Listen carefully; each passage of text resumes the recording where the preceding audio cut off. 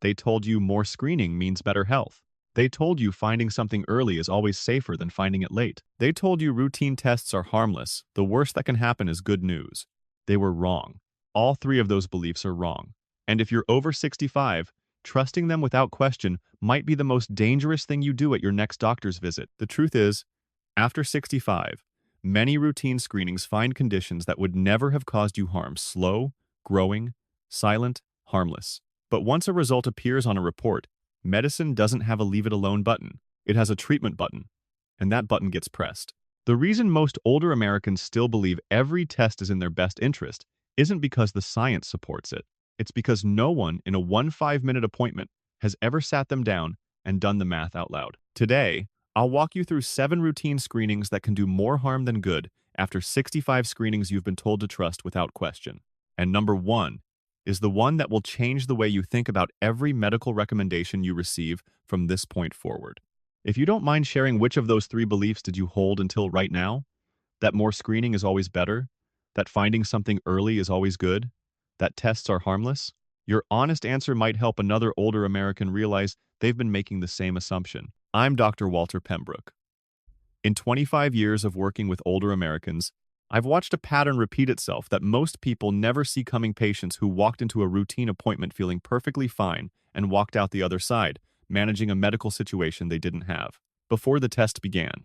Not because their doctors were careless, because the system was built for 50-year-olds, where finding something early buys you 30 more good years. After 65, that math changes completely, and almost no one is doing that math out loud with you. Today, I'm doing it out loud. They told you every man over 50 should have his PSA checked every year. They told you it's a simple blood test. They told you catching prostate cancer early saves lives. Here's what they didn't tell you. For men over 70 with no symptoms, no family history, and no prior concerns, a routine PSA test is far more likely to find something that will never hurt you than something that will. Here's the science. A PSA test can detect a prostate cancer that is, biologically speaking, barely moving. A slow-growing tumor that, left alone, would never spread, never cause a single symptom, and in a 7-1-year-old man would almost certainly never shorten his life by a day. He would live with it, not from it. But the moment that result comes back elevated, medicine does not wait. Biopsies are ordered. Specialists are referred. Treatment options are presented: radiation, hormone therapy, surgery, each carrying real risks to continence, sexual function, energy levels, and the daily independence a man has spent his entire life building. The American Cancer Society updated its guidance specifically because of this problem. For older men at average risk without symptoms, the risks of finding and treating a slow-moving cancer frequently outweigh the benefits. Raymond Thibodeau, 74, a retired machinist from Baton Rouge, Louisiana. Fit, active, no family history, no urinary symptoms whatsoever. His routine PSA came back slightly elevated at his annual physical. Biopsy confirmed a low-grade, slow-growing prostate cancer Gleason score 6, which in medical terms means it is about as slow-moving as prostate cancer gets. His urologist recommended radiation. Raymond trusted the recommendation. Within 8 months, he was dealing with chronic fatigue that grounded his mornings, urinary urgency that changed how he planned every trip outside his house, and a quality of life that had dropped in ways he never anticipated. I felt better before they found it than I do now that they fixed it, Dr. Pembrook. Nobody told me doing nothing was an option. What to do instead? If you have urinary symptoms, hesitation, flow changes, frequency at night, talk to your doctor. Those symptoms matter. But if you are 7-0 plus, asymptomatic, and average risk, the conversation should not be, do we screen? It should be, what would we actually do if we found something? And is that treatment better for my life than monitoring it carefully? That question alone often changes everything. Now, if that surprised you, the next screening involves something that sounds like pure protection until you learn what the treatment can do to the very bone it was meant to save. They told you low bone density means you need medication immediately. They told you bisphosphonates, Fosamax, Boniva, Actonel, are the answer to preventing fractures. They told you taking a pill is safer than risking a fall. Here's what that message leaves out. Long-term bisphosphonate use, particularly beyond 5 years, has been associated with a rare but serious condition called atypical femoral fractures, stress fractures, in the thigh bone, the bone you were trying to protect. These fractures can be severe, can require surgery, and in some cases, cause more disability than the fall they were meant to prevent. There is also osteonecrosis of the jawbone deterioration that is painful, slow to heal, and triggered by the very medication meant to strengthen your skeleton. Meanwhile, and this is the part that should be in every conversation about bone health, the single most effective intervention for reducing fractures in adults over 65 is not a medication. It is fall prevention, balance training. Studies on Tai Chi specifically show it reduces fall risk by close to 50%. Removing trip hazards from the home, installing grab bars in the bathroom, reviewing medications for dizziness as a side effect, getting vision checked annually. These interventions reduce your actual fracture risk more meaningfully than most pills with zero side effects. What to do instead? Before accepting automatic medication after a DEXA scan, ask your doctor 2 questions. What is my actual fracture risk based on my full profile, not just the scan result? And how does medication compare to a structured fall prevention program for someone like me? Any good doctor should welcome those questions. And that brings me to a screening that surprises people more than any other on this list because it involves a test that sounds like pure common sense. They told you a cardiac stress test is a smart precaution after 65. They told you it's responsible. They told you it's just checking to make sure your heart is doing okay. Here's what nobody explains in the appointment room. Cardiac stress tests in people without symptoms, no chest pain, no shortness of breath, no exertion-triggered dizziness, have false positive rates that can reach 40% in certain populations. That means in nearly half the cases, the test flags an abnormality when your heart is actually fine. But medicine cannot shrug at an abnormal result. That false alarm sends you into the next phase, a cardiac catheterization.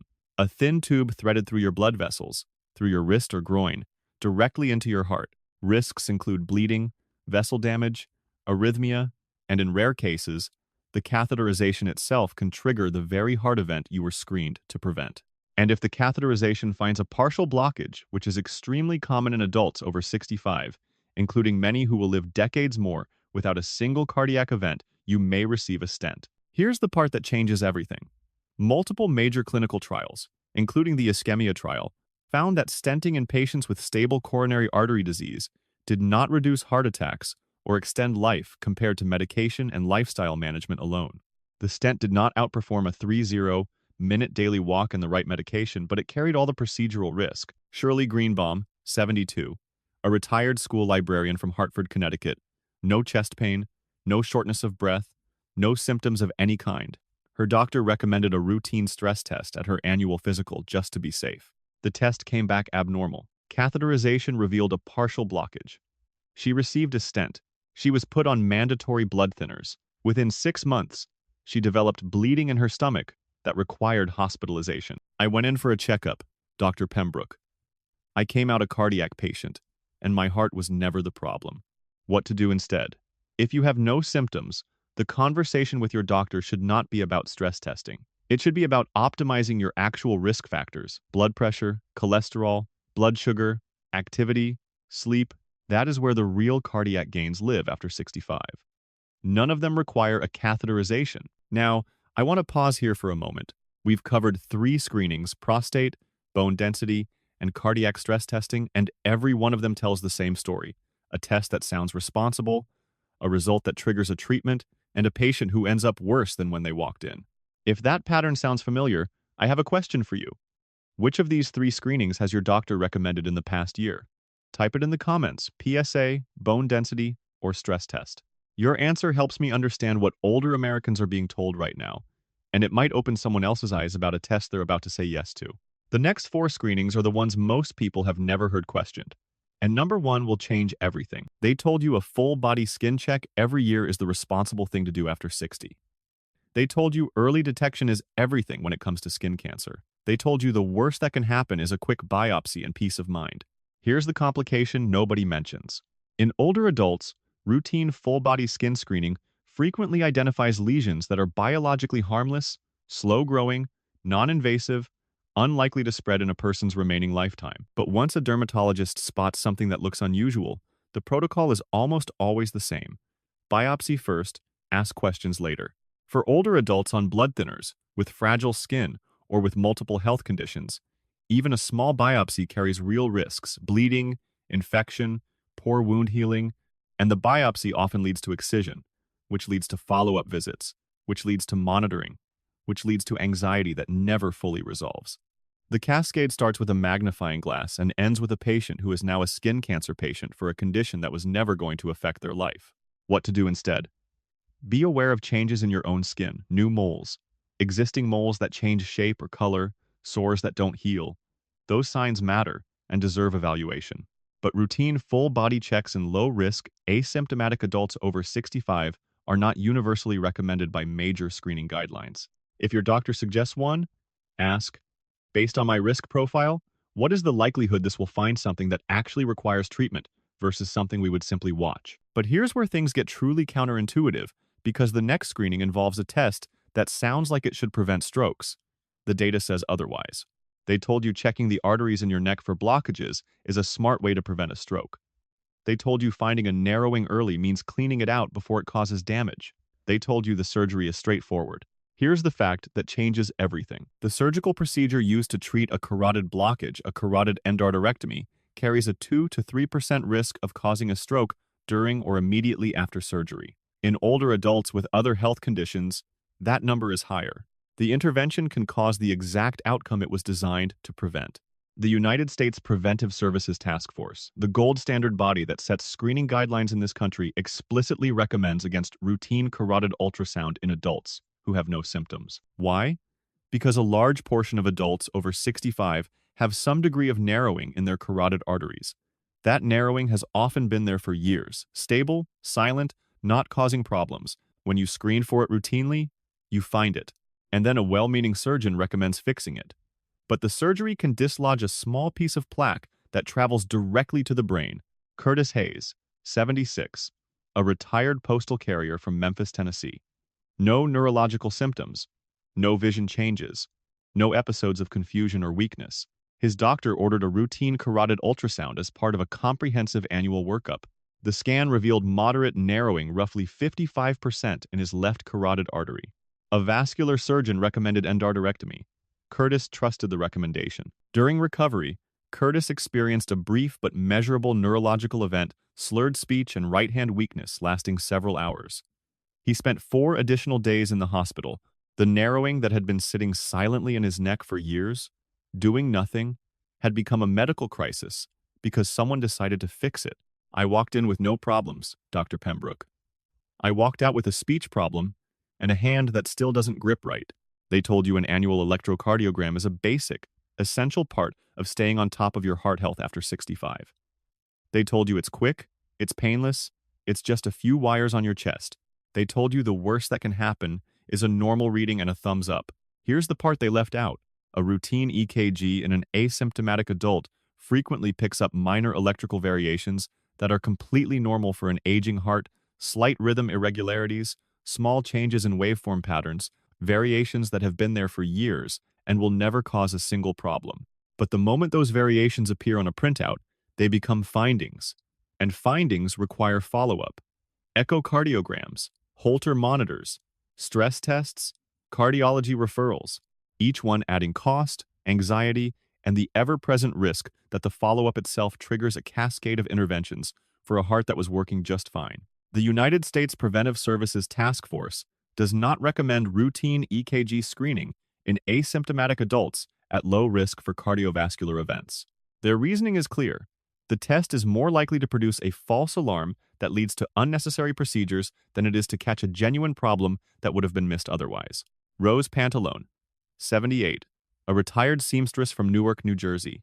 No chest pain, no dizziness, no shortness of breath. She walked a mile every morning and cooked Sunday dinner for her entire family every week. Her doctor ordered a routine EKG at her annual physical. The reading showed a minor rhythm variation. Her doctor referred her to a cardiologist. The cardiologist ordered an echocardiogram, then a Holter monitor, then a stress test. The stress test came back borderline. A catheterization was recommended. Rose's daughter, a nurse, finally stopped the cascade. She asked the cardiologist a question nobody had asked yet. Is my mother experiencing any symptoms that suggest her heart is in danger? The answer was no. If my daughter hadn't spoken up, Dr. Pembrook, I would have let them put a tube in my heart, because they made me afraid of a heartbeat I've had my whole life. Rose never had the catheterization. She is still walking her mile every morning. She is still cooking Sunday dinner. Her heart is fine. It was always fine. What to do instead? If you have no cardiac symptoms, routine EKG screening is generally not recommended. If your doctor suggests one, ask, am I having any symptoms that make this test clinically necessary? And if the test finds a minor variation, what is the most likely next step? And is that next step genuinely protecting me or just following a protocol? And now we come to the screening I've been building towards since the first sentence of this video, the one almost nobody questions, the one that sounds so responsible it feels wrong to even hesitate. But the data behind it is more troubling than anything else on this list. They told you a colonoscopy every 10 years is non-negotiable, no matter your age. They told you it's the gold standard. They told you there's no safer way to screen for colon cancer. For adults under 75, with risk factors, that guidance is well supported. But for adults over 75, specifically those with no symptoms, clean prior scopes, and no family history, the story the data tells is very different from the one most people hear. The United States Preventive Services Task Force explicitly recommends against routine colonoscopy screening for average-risk adults over 75. Their reasoning is not vague. The risks begin to outweigh the rewards, and those risks are real in a way that becomes very concrete once you understand what can go wrong. Bowel perforation, a literal tear in the colon, occurs in approximately 1 inch every 500 colonoscopies. In a younger adult, that is a manageable surgical complication. In a 7-year-old, it can mean emergency surgery, a colostomy bag, extended hospitalization, and a recovery that permanently changes independence and quality of life. And that is before you consider the preparation itself. The bowel prep liquid that clears your colon before the procedure can cause dangerous dehydration, electrolyte imbalances, and cardiac stress in older adults. Then there is the sedation risk, which climbs with every decade past 60. And then back to the math that changes everything. After 65, the colon cancers most likely to be found in asymptomatic adults over 75 tend to grow slowly enough that in many cases, they would never cause problems within that person's remaining lifetime. But once they're found, the treatment button gets pressed.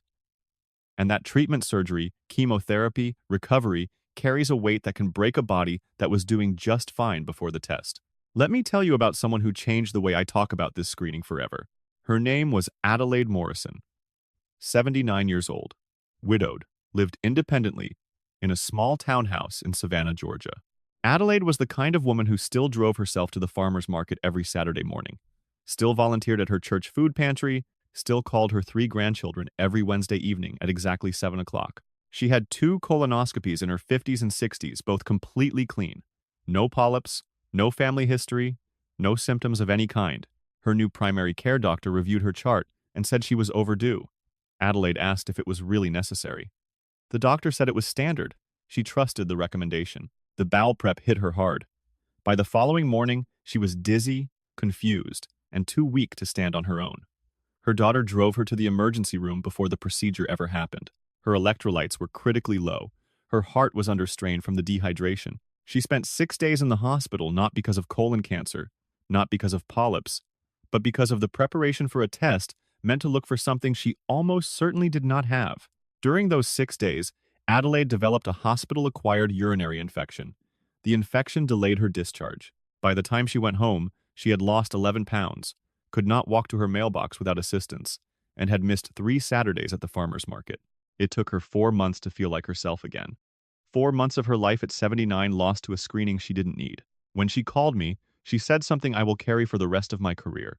I was fine, Dr. Pembrook. I was living my life. I was happy. And they took 4 months from me looking for something that wasn't there. They took 4 months from me. That sentence is the longevity lens in 9 words.